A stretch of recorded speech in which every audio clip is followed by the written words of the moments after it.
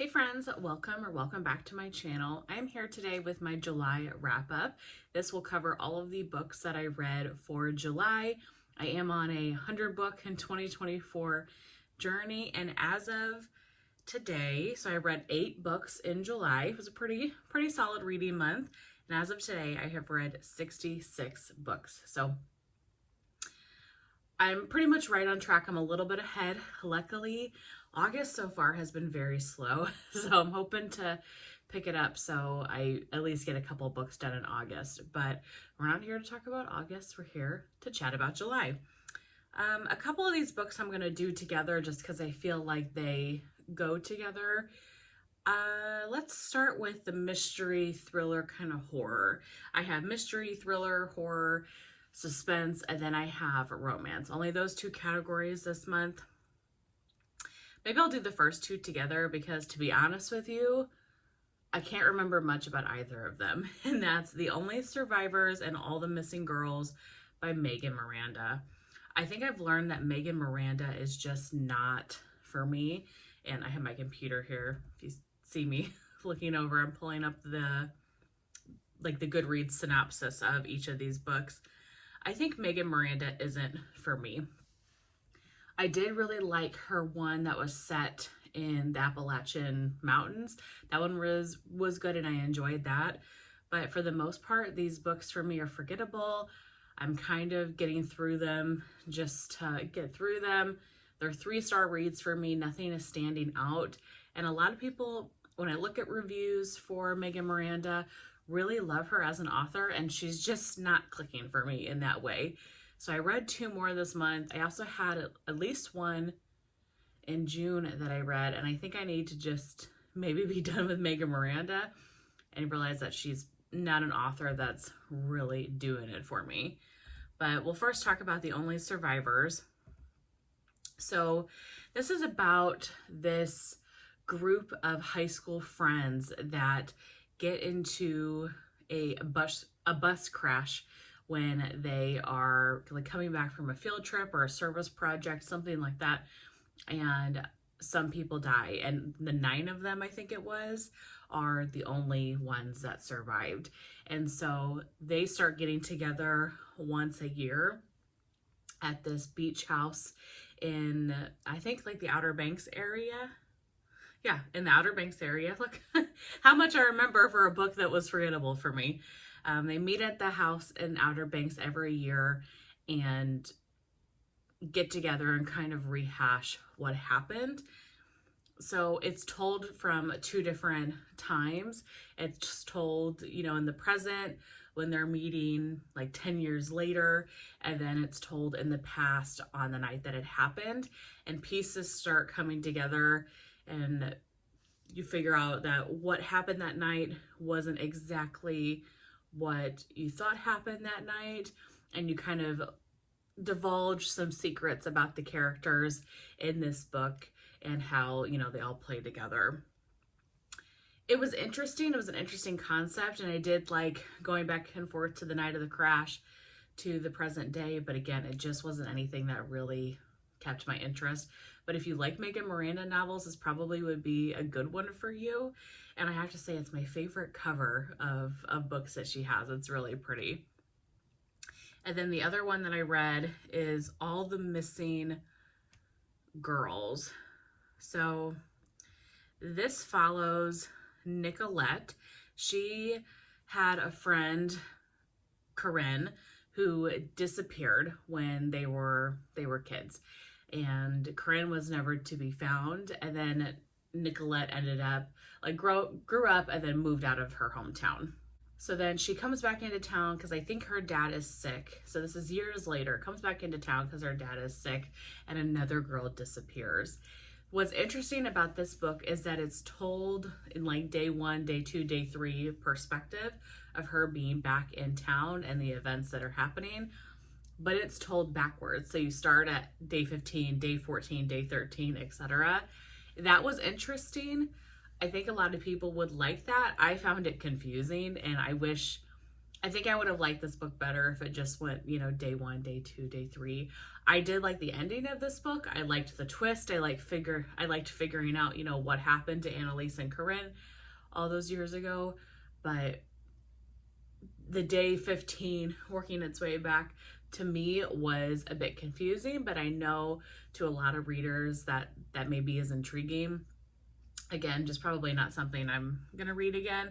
Gave it 3 stars, enjoyed it enough, but definitely not, you know, a favorite standout. Next book in like the mystery thriller genre is Truly Devious by Maureen Johnson.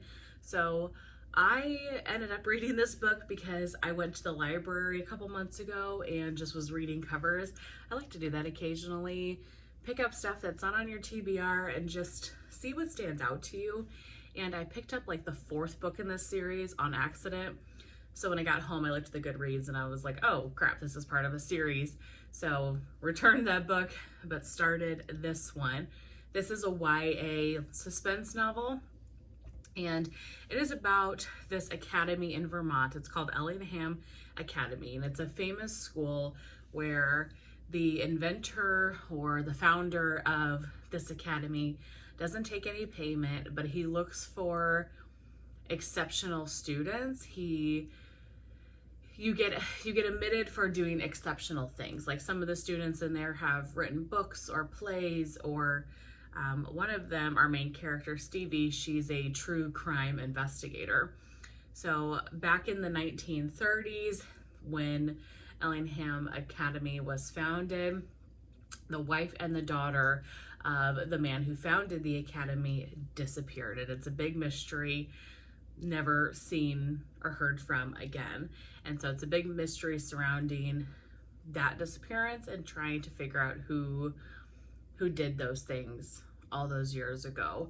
So then you fast forward to present day and you have Stevie, who is going to Ellingham Academy. She just was accepted, and she is a true crime kind of aficionado and is researching the case, and she is determined to crack the case of what happened to them. So it goes back and forth between the different times, so present day and then back into the 1930s. And then also there's another kind of mystery murder that happens while Stevie is there. I liked this. I thought it was really cute. I enjoyed it. I gave it a 3 stars. If you're into YA novels or you can enjoy YA novels, it was a really cute suspense story. And I could see when I was younger absolutely loving this series, because this type of novel, this premise is really up my alley. I would have loved to see it, you know, now in a more adult setting, a more adult fiction novel. But I could totally see myself back in the day loving something like this. And so this was enjoyable. I don't know if I'll continue the whole series or not. It is very YA, but if you enjoy that type of read, it was good. 3 stars. Just an easy read too. Like something to, you know, something you don't have to think about too much, just an easy read. Next I read, I think this is probably a novella, not actually a novel, but this is horror. This fits into the horror genre. This is Bloom by Delilah Dawson. So you know how I was saying I went to my library and just kind of looked on the shelves and picked out things? This is one book that I picked out that I read. This was so good. This is about a woman named Rosemary who goes to a farmer's market one day, and she sees this woman named Ash at her own booth selling like cupcakes and soap and a lot of handmade items, and she's immediately attracted to her. So she goes up to the booth and they exchange, you know, pleasantries. She buys a cupcake and it's the best cupcake she's ever eaten. So then they start, you know, she starts coming back to the farmer's market every week, and then her and Ash's relationship develop a little bit. Well, then Ash has some quirks and is a very private person, and some kind of weird things start happening, and it makes you wonder, is Ash really the person that you thought that she was? There's romance in it. It's got very like gothic themes to it, And this was spooky. This was a spooky read when you got to the end. I could totally see this being made into some sort of production, like a short film anthology or something like that. This was so good. And then the last couple of pages, I felt like my mouth was just dropped the entire time. I really enjoyed this, but you have to be into horror. It is definitely spooky, scary, but I love that type of stuff. This was super, super fun. I gave it a 4 stars, really enjoyed it. And it might be my best book of the month. I'm going back and forth between Bloom and this next one. The last mystery thriller one I read this month is Middle of the Night by Riley Sager. So Riley Sager is a very popular author for the mystery thriller genre, so you probably have heard of him. I've had a really mixed relationship with his books over the years. He does a mix of, a lot of his books have a paranormal aspect to it, and what's been frustrating about some of his novels to me, like The Middle of the Lake or The Other Side of the Lake, whatever that one was called, his last two newest ones back. You got 75% of the way through the book thinking one thing is happening, and then he would like throw in a paranormal aspect, and I would be disappointed in this revelation. So I want the paranormal stuff to happen from the start, you know. But now that I know how he writes and I know that he uses a lot of those paranormal themes in his book, I could go in with a little bit more of an open mind to it. I enjoyed this. And like I said, I was nervous that I wasn't going to, but I did. What did I rate it? Let's see. Yeah, I gave it a 4 stars. So this is about a man named Ethan who returns to his childhood home. And when he was a kid, him and his best friend camped out in tents in their backyard, and Billy, his friend, disappeared. He was taken out of his tent. Ethan wakes up the next morning. There's a big knife gash in the tent, and Billy is gone, never to be heard from again. And there's some paranormal parts to this. There's also this kind of institute building through the woods behind their home that's very largely protected, and nobody is really sure what happens at that institute. There are rumors of cult type activity, and so it's Ethan kind of figuring out as an adult what happened to Billy, and maybe he's seeing Billy in his backyard right now, maybe he's not. He's getting glimpses of Billy's ghost and Billy's presence. This was really good. I wish the ending would have been a little bit different, and I can't say why, or I would spoil it. And I want to be as spoiler free as I possibly can, but I wish the ending would have been a bit more of a thing, and it kind of was a letdown a little bit. It's like Riley Sager was doing really well, and then he didn't know how to end it, so it just crashed. I would have rated it higher, I think, if the ending would have been a little bit different. But all in all, it's a really good book. So if you're hit and miss with Riley Sager, I recommend this one. I thought it was good. And honestly, probably my favorite book of July. And can we talk about this cover? I think that is so spooky. It just gives me 1980s, 90s vibes for some reason. Love that cover so much. So that's it for the mystery thriller. I do have a couple of romance as well. The first one is Wildfire by Hannah Grace. So this is the second book in the Maple Hills series. Icebreaker is the first one, and I read that a couple of months ago. This is the second one.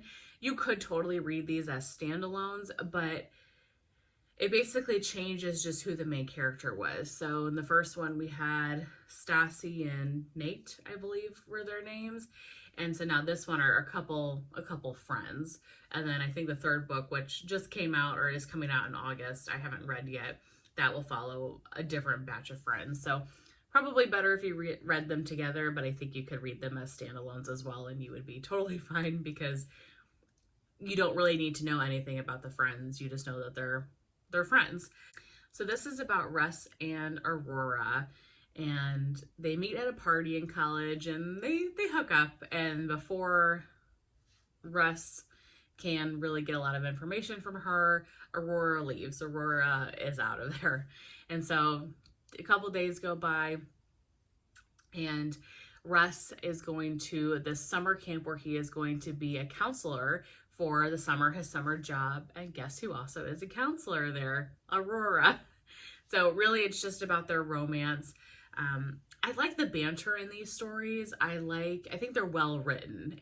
They're just fun, enjoyable, quick reads. They do have some spice in them, but they're usually not overly spicy. There is romance and kind of character development and some other aspects to these books other than just the spice. It was cute. I gave it a 3 stars. I definitely want to read the last one that's coming out. Can't think of what it's called now. It's gonna drive me nuts. Daydream is the last one. So Icebreaker, Wildfire, and Daydream. I don't know if she's planning on coming out with any more, but it's been a fun little, just kind of fun romance series. And I like to read something like this usually in the summertime, just to, you know, they're quick, easy reads, good beach reads, that type of thing. And then lastly, I'm going to do these two together at once. So I don't know if you've seen the Pucking Around book, but I see it a lot on TikTok, like on Book Talk. And so I thought I'm going to read it. It seems like a spicy romance is what I thought I was getting into. Okay. Well, the audiobook that I had the prequel, which is That One Night, and the audiobook of Pucking Around, which was great because I got to read 2 in 1. So I'll talk about them together. That One Night is about, it's a prequel, like short novella. It is about this girl named Rachel who, she's in Seattle for her brother's wedding. Her life is really kind of in shambles, and she meets a stranger at the bar, and they end up having this romantic rendezvous of a night in Seattle, but they won't tell each other their names, and it's just a one-night thing, and then they go home. So that is their prequel. It's spicy. It's all it is spice. Okay. So then turns out he works for a professional sports team, a professional hockey team, and she is a doctor, and she gets placed in that position, and she is a doctor for the team. So Pucking Around is when she goes to the team, you know, she's the doctor for the team. I was really expecting this to be romance between the two of them, and maybe there's some sneaking around because she's his doctor and things like that, and so there's some kind of taboo there. That's not what this was at all. I mean, that is a little bit, but it was much more than that. All I really can say is that this is Rachel and 3 of the men on the hockey team. Together, separate, all at once. It was too much for me. I was thinking I was getting a spicy romance, and I guess that's what I got. It just was with more partners than I was anticipating. This was not a book for me. I read it. I enjoyed it enough. You know what's interesting? The first half of this book or so, I liked it okay, and then it started getting really weird. Sorry, Rip is here. And I've given him pets. But the first half of this book, I actually enjoyed it okay. It felt like there was a storyline to it. And then she added another guy. Then she added a third guy. I was like, whoa, it was too much for me. I've come to realize I am not into these types of books. I like spice just fine if it's sprinkled in here and there. But if it is the premise of the novel, it's not a novel for me. I want a book with some substance, and this just didn't. This didn't have an ounce of it. So, a fair warning, if you are not into those type of books, I would not recommend these. I think I gave the novella 3 stars because it was fun, but the Pucking Around main novel I gave 2 stars. This is a series I will not be continuing. I don't care what happens next. I don't care, but that is it. Those are the books that I read in July. So some good, some bad. I'm hopeful to have a better reading month for August. I felt like I'm a little bit in a slump right now. I feel like I wasn't very excited about the books that I read in July overall. So I'm hoping I can get kind of a groove here in August. I did just get quite a few books from my local library's book fair, as well as my local Dollar Tree really stocked up, and I found some gems at my local Dollar Tree recently. So I would like to do a book haul, I think, at some point. If that's something that interests you, please let me know down below if a book haul would be interesting. But if so, I might try to have that up sometime in September if I can, because I got some good stuff for really, really inexpensive. I think I got probably 13 or 14 books and I spent maybe $18 total. So a real win. I'm really excited about that. But let's hope that August is a better month. I would love to know what your favorite book this month was. Like I said, I think mine is probably Middle of the Night by Riley Sager, but Bloom was a close second. I really hope that you guys enjoyed, and I will see you very soon in my next one. Bye.